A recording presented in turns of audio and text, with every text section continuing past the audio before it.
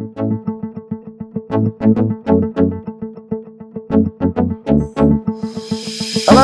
I'm retired Battalion Chief Larry Cockman from the Greensboro, North Carolina Fire Department History Book Committee. We're here today at the Greensboro Historical Museum. I'm standing in front of the General Green, the first steam pumper, or as they called it back then, the steamer. Today, December 9th, 2019, we are starting a new tradition of recording and preserving the heritage and culture of our retirees. Our retirees have contributed so much to the success of our great fire department. Their stories retire with them and are sometimes gone forever when they pass away. They will share their emergency calls that will always be a part of their memories forever. So sit back and listen as they carry us through their journey in the Greensboro Fire Department. All right, my name is Arlie Glenn Reese Jr. I went on the fire department in New Year's Day, January 1st, 1973. And when I left and retired, I was a Firefighter A.G, and I had 32 and a half years of service. I grew up out here in McLeansville, which was partly in the city limits now, but at the time it was outside the city limits. And I lived in that neighborhood or in Greensboro for a while, my entire life. Well, I was the first one in my family that I ever knew was interested in the fire service, but Matthew Clapp and Nathan Clapp are now on, and I have a grandson, Brandon Carroll, that's now in the process of trying to get on the Greensboro Fire Department. Okay.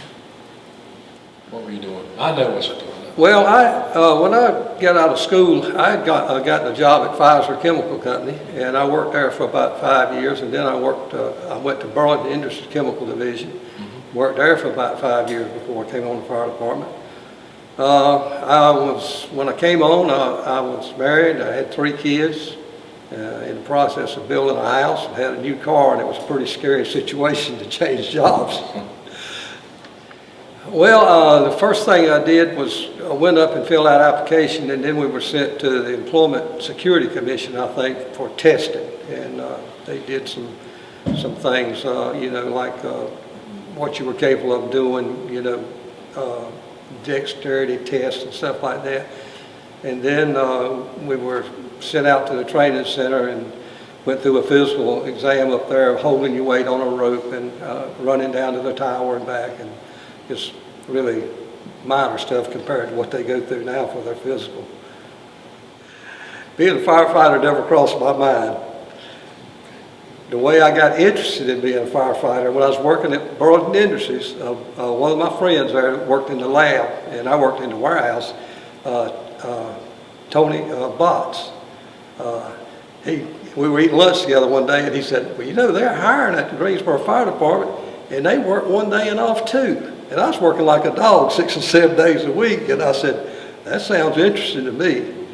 So I went out and went through the process and got hired, and he never did. And he was the one that actually led me to trying to get on the fire department. Wow. My starting salary was $551, and after I got out of training, I went to $583. I think there was about 20 people in my training class when I came on. Well, during my training, I was pretty steady. I always had a good outlook on everything. Some things were tough. I wasn't exceptionally good in math, and when they started talking about doing square roots, I have no idea what they were talking about. And Jerry Price helped me get through that. But yeah, training was good. I enjoyed it, and no problem with it. Well, Carl Eller was one that I'm still real close and real good friend with Carl, and Charlie Jones and Fowler, and what a memorable person to me. When I was in training, I don't really remember. I was pretty serious because I was under a lot of pressure, like as I told you before. So I was pretty serious about everything, and I didn't have a lot of foolishness going on. I was studying at night when I wasn't there in the daytime. Well, it was different for me the jobs I had before, because it was really a more of a personal thing where you were, felt like you were doing something for people and not doing a job. And so it was different. And after I actually got on and wrote a few calls, then it really struck me that I was, doing something for somebody besides myself. That's a good answer. My first assignment when I went out on the line out of training, I was on Engine 2 at the old Central Station, 318 North Green Street. My captain was Captain Parrish, and Dan Banks, Eddie Nix, and Gary Falk was the driver on the truck. Fuquay, he nicknamed everybody. Me and Warren Ritter went up there on the same shift, and he named us Warren and Weasel. I'd alreys smile, so he named me Weasel. me and Julius Evans. I knew Julius Evans 8 or 9 years before I went on fire department. I worked with him at Pfizer Chemical, and we had an ongoing thing for our entire career together.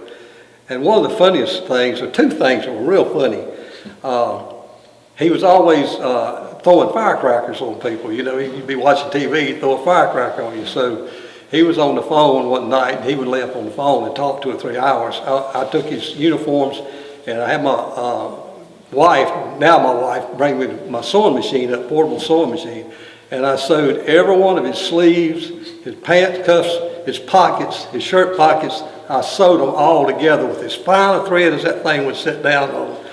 And it was really funny because the next morning after he got up a shower, and he was in the dressing room, and he put one leg in his pants, and he was dancing around on the other, trying to figure out why his foot would go through his pants. And the other thing, I had a birthday, and my sister-in-law, my mother, brought me a birthday cake, and they made it out of like a 9x9 yellow sponge and put icing all over it. And so when they brought that thing in, I think they'd already pre-sliced it, and Julius got him a slice of it. And my mom and he was standing there, so he was kind of under the gun, and he went over there and he said, "This tastes like a sponge cake." Thought Brad Cox was going to die. He laughed so hard he got down to the floor laughing. Two really funny things that happened. Yeah, when I was on the fire department to start with, it was kind of a thing, and I think all the stations cooked and ate together. And it was, when I went to Central Station, we had about 20 people there. And so, it was a large group of people that, and we had big meals, and, it was, if you were to cook that day, you wouldn't expect to do anything else but be sure you cooked a good meal. Yeah, I think it's real important to be together like that. It's just like your family sitting down eating meals. I think that time you spend together is very important. You get to know people, and it's a time when there's nothing else going on, and you can talk about each other's personal lives and stuff that you don't get to do when you're busy doing your work. I'd say I was fair. There was some better and some worse, but my meal I could cook. My specialty was country style steak, mashed potatoes, and green beans. And I would brown that steak and put it in a Dutch oven and put it in the oven for about 4 hours that afternoon, and it would be tender to mother's love by night. Well, having the cubicles and the dorm style thing, everything has advantages and disadvantages. The advantage to the cubicle thing is you can have more private, quiet time, like if you're doing studies and stuff like that, where in the dorm style, sometimes you don't have that privacy, the quiet time where you can do stuff like that. But on the other hand, I still remember the days at the old Central Station when everybody slept in the open dorm upstairs, and everybody laid down. You say, "Good night, John boy," "Good night, Billy," and go through that. And I enjoyed that, camaraderie there. Well, one of the funny things about the dormitory living, and it didn't necessarily do with that, but Chief Price, Francis Price, was the chief up there, and he didn't like a Coke bottle left in the TV room, and we would leave one in there intentionally, and he would be right up there, or he'd call you up that night if he saw it, but he got up early, and he'd be in there early, get you out of bed. Everybody downstairs, there's a Coke bottle in the TV room, or if you didn't get up when the alarm test went off before you get up in the morning, he would be standing at the door waiting to roll you out of bed. Everybody on the floor, nobody sleep in. Well, it's hard for me to speak about what goes on today as far as what they do in the fire station today, because I've been retired for 15 and a half years. So, but our downtime, which when I first went on, we had a lot of downtime because we wasn't doing a lot of things they do now. They're busy now. Our big thing was get the station and trucks cleaned up, ride the fire calls, and have our class every afternoon and play ping pong and volleyball the rest of the day. And that was what we did. But now later on, especially when they got into the medical part, I went on the squad when they got the squads in '77. Mm-hmm. I went on the squad and we started riding the medical calls, and of course nothing compared to what they're doing today. But and then we started doing the smoke detector programs, and we were doing the 5th grade Edith school programs, and we were doing CPR classes at A&T University in one place or another. And so it got busier after the first 4 or 5 years I was there, and it got busier, so we didn't have downtime like we did. Well, they still take good care of their equipment, but there, you pull the truck out in the morning, and if it went on a call, if it went on 10 calls in a day, you washed it 10 times. Now they'll, if it's snowing, they might not wash it till the road's cleared up or at the end of the day or the weather broke. But I don't know, the stations I've been in, a lot of stations are outdated and being replaced, so they naturally don't look as good as the new stations. But these new stations they have are really nice.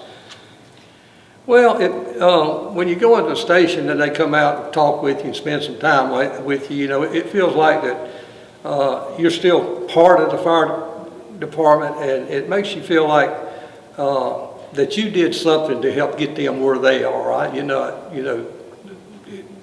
There's a lot more technology and stuff now that they have now that we didn't have, but what we had is what we had, and I feel like we laid the groundwork for a lot of stuff that goes on today.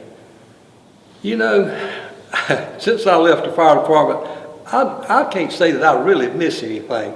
I love the fire department. I love my job, and it was a period of my life, and I let it go at that. I still go by the station sometimes and visit with the people and stuff, but now my time is retirement, and I do the things that I enjoy doing. I respect what they're doing, and I'm trying to enjoy my retirement as much as I enjoyed my job. Well, going to the breakfast and going to the club meeting gives me an opportunity to see people. And just normally, I'm not going to see those people. I run into one once in a while out shopping or something, but we go to the breakfast and we have 40 people. We come out to the Fireman's Club. Last month we had 45 people here, I think. And it gives me a chance to associate, talk over old times, and just be with the people that I worked with for all those years. Other than that, if I don't do that, I'm just not going to see them anymore. Oh, I think it's great. I'm really thankful that y'all are doing this. That this video and stuff that we're doing, and talking to all these people, and people get a chance to say things that maybe they've said to a few people or one or two people. But if this thing is put on video and people will be able to view what they said, they're going to hear things that they've never heard before, and they're going to know those people better than they ever knew them before. When I went on the fire department, like I say, when I went on Engine 2, when I went out on the line, I do not remember my first fire call. I do not remember my first call or whether I had a fire or not. But one thing I do remember, I was still on probation, and my driver and my captain, for some reason, took vacation or something, and so that left me and Dan Banks, and Banks couldn't see good, and so I was driving. I was still on probation, and I was driving 57 Ward La France, no synchronized transmission. It took an act of Congress to put it in pump gear. We got a call, I remember as well as anything, it was on Chestnut Street. I had no idea where Chestnut Street was. But Banks told me how to get there, and thank the Lord we got there and didn't hurt anybody or didn't get hurt. And it wasn't a serious call, it was, I think, an odor investigation or something. Yeah, when I first went on, our chiefs and our captains would question us, and our fellow firefighters. The captains and the chiefs would tell those guys, look, these guys have just come on, they got probation coming up, they better not fail it. And they would work with us on our knot tying, our ladder practices and all that stuff. The guys helped you more than anybody. They really took an interest in it because they knew that their superior was probably not going to give them a good raise if they didn't get you through that training, and they didn't want to be embarrassed about it. Yeah, I don't remember specifically who came out and asked us the questions, but they would take you out to the truck and ask you where things were on the truck. You were expected to know where your equipment was, how it operated, what it's used for, be sure it's clean and in operating order. So when you got a call, you wouldn't have any snafus with your equipment. On our medical calls, when I first went on, we had Rescue 2 up at Central Station, which was an old Chevrolet van, and all the rescue equipment on it basically was a Halligan tool, a crowbar, and a sledgehammer, and an axe. And the truck, we were lucky if you got there, because if you blew the siren, the battery would go dead. So, but we didn't ride medical calls. It really had to be something, a big penny in or something before we ever rode any calls. But then when we got to squads in '77, I went on to squad, and I was over at Station 7. Jay McCarter was my first captain on the squad. And me and Steve Fowler and myself to be correct, we got a call over on State Street, and I can't remember the street intersected. Anyway, a Pepsi truck or one of the vehicles ran the stop sign there, and it pinned the car against the wall. And we were the first ones to ever use the hearse tool. We just had, the squads were brand new, all our training was brand new, and we were the first people that got to use the hearse tool on the incident. I have two calls that I remember, medical calls that I remember. One was good and one was bad. Okay. And one, I'll tell you the good one first. Julius Evans, which I mentioned earlier, and he had already passed away. His daughter was pregnant, and I was down at Station 15 at the time, and we delivered her baby. Probably 15 years after I worked with Julius. And the other call that really bothered me this day was a Sid's death, and having to go in and tell a mother that her baby was dead. Excuse me. But that still bothers me.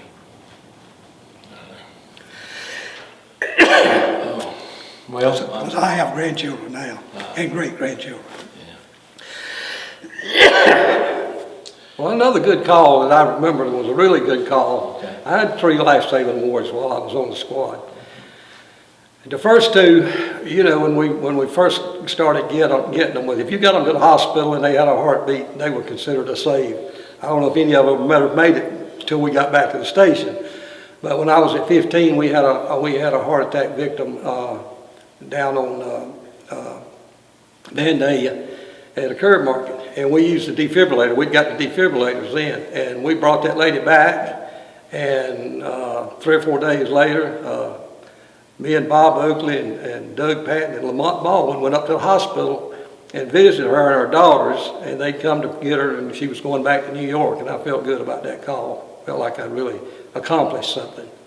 Well, when you save somebody's life, or actually the Lord saves their life, yeah, you were part of it, and he put you there to do that. It makes you feel good that that they can go back to their families and go back and have life left in them, and hopefully a good life. And it's kind of exhilarating that to know when things like that happen, to know that you were part of it. Well, I was on some fires. Went in on the downtown fire on Davie Street the next day after that fire. So it was, it burnt for a month, but we were there, but we wasn't initially there. When I was out at Station 20 for 3 years, I think we had 1 fire, and we burnt the building down. the lightning struck a big warehouse out there, and it was deep seated into the building, and we lost that building. And of course, everybody in the fire department was out there, and then we had one on Banner Avenue. We had a fire there where we lost the entire building. It was a deep-seated fire, and a lot of stuff stored, a lot of combustibles stored in the building, and it didn't have a chance of accessibility to the building. All was limited, and I remember the squad. Me and Rick Gentry pulled in behind the building between a chain link fence, and Mick Newman, we were losing it. And he said, "Get that squad out of here." And it had been raining, it was slick. But I got in the squad with an air pack on. And Gentry got against the front bumper trying to push the squad back out. We were determined to get that thing out of there. And Julius Evans busted he had the battering ram, and they had two handles, one to guard your hand, and he grabbed the front one and threw a brick wall and jammed his hand, and they sent him to the hospital, and then they put me on the ladder truck, running the ladder truck. Well, everybody says they remember where they were. I remember exactly. I'd been sent over to Station 5 that day because they had needed personnel. I was on a medical call on Pembroke Street down in Lou's office at 9/11. When all that happened, that's what I was doing that day. And I didn't know it till I got back to the station and they had it on TV. That was actually, I think, before the second building was hit. So it was right in the middle of all of it. And of course, the rest of the day, we canceled everything. We watched TV, watched what was going on there, wondered about what could happen here, how big it was across the nation, what else was going to happen anywhere in the United States. And so, the biggest thing I saw, it was a terrible thing, but incidents like that brings Americans together. And right away, you were having people volunteer to be in the military. There wasn't this political divide like it is today. Everybody pulled together. Everybody was concerned about the same issue. And it's terrible for this nation to have to come together under circumstances like that. It should be like that all the time. Well, I had some real good officers. Tex Ritter, Captain Ritter, he was a really good captain. He didn't get excited about things. He knew exactly what he wanted done, and he could tell you in a way that you understood what he wanted done. I know we would go to Cone Hospital 10 times a day. Coming back, I passed the ladder truck with the engine. When we got back, he told me, "You don't pass other fire trucks." So, in those uncertain terms, I understood what he wanted, and he wasn't hard on me or anything. He just let me know what was expected. And another time when I was driving the truck, we'd gone on a call. That was when the O. Henry Hotel was still there. And we'd gone on a call, and we were coming back down Bellmead going to the station. And just when we got there, we got a call downtown, and we had a working fire on. It seemed like it was the old city MOB building. I believe that's what it was. But, just like a trash can fire. He says, "Go down there and catch that hydrant." So we're going to lay 2 in and 2 out. And so they don't know what that means today, but it means you're laying 2 2.5s and 2 3s, and then you had to figure out what kind of pump pressure you needed to do that. But we went down and we set off our equipment and laid back, and it was just like a training drill at the training tower. He wasn't excited at all about it, and so therefore he didn't excite people on his company. Everybody was calm. Everybody knew what they were supposed to do, and he could explain it to you, and it went smooth as silk. Well, as far as people helping me, everybody I was ever around tried to help me. I don't remember anybody ever trying to do me any harm. They would help you in whatever way you needed, personally or on the job. The guys would help me around the station. They'd come out to my house when I was building a building or something and help me pour concrete and put up rafters and stuff. We just worked together and played together, and on and off duty. Well, that's an example of people, wanting to help each other. You could ask. A lot of times they would volunteer. What are you doing? You'd be putting a roof on your house. Like I say, I built 2 or 3 buildings. They'd come out. We poured concrete. We put up buildings. I went and helped them on their projects, and whatever anybody needed, no matter what it was. And when people had problems, if they needed assistance with, food or whatever. Everybody just did whatever they could to look after their brothers. We always take, and I hope it is. I think the situation's a little bit different now in the fact that back then, you were either born and raised in the mill village or one of the farms around. We were still pretty much a farming community. And so all those guys, there was so many people that went to Rankin, McLeansville, Monticello schools that went to school together. They played sports together and just were together a long time before we got on the fire department. So a lot of them had a pretty good relationship before they ever went there. As now, it seems like they're more diversified people. They come here from out of state to get this job because it's a good place to work. And the word's out, so it's like baseball. We got 20 people, I can't even pronounce their name, much less know who they are. Well, I'd say my life-saving awards that I got was one of my most memorable moments. It meant something to me. No, I never had it. I always liked my job. I felt like I was, doing a good job. Felt like I was needed. I never questioned whether I should be there or not. Once I was there and got through training and wrote a couple of calls, I knew that's where I needed to be. I wanted to do it because I always wanted to do something for somebody else. I'm just that way. Even now, if I can help you out, you need help, I can help you out, I want to help you out. That's just the way I am.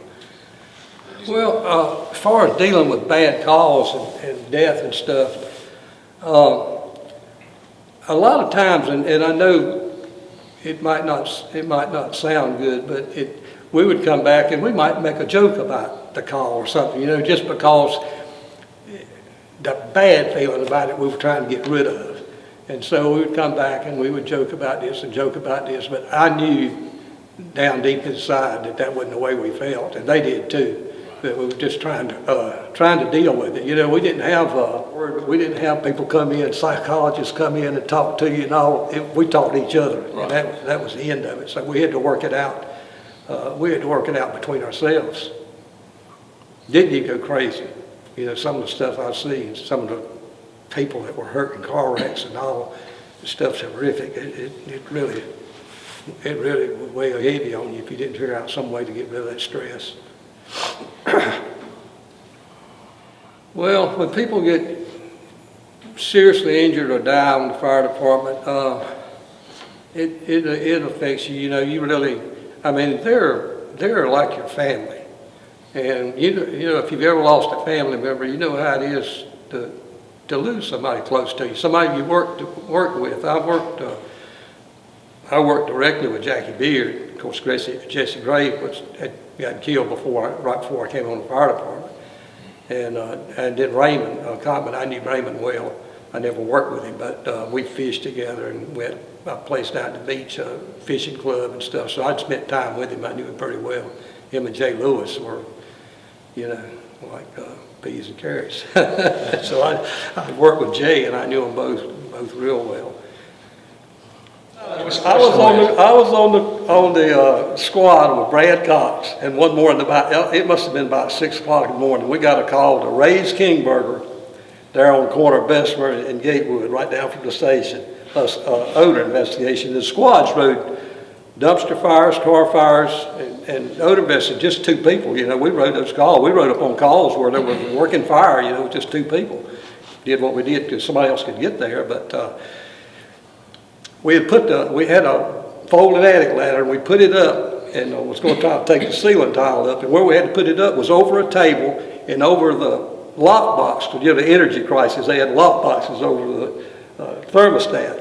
Well, it was at such an angle, Cox was going to butt it, and it was a hard concrete-looking tile floor, and I got up top of that thing, and it shot him out across the floor.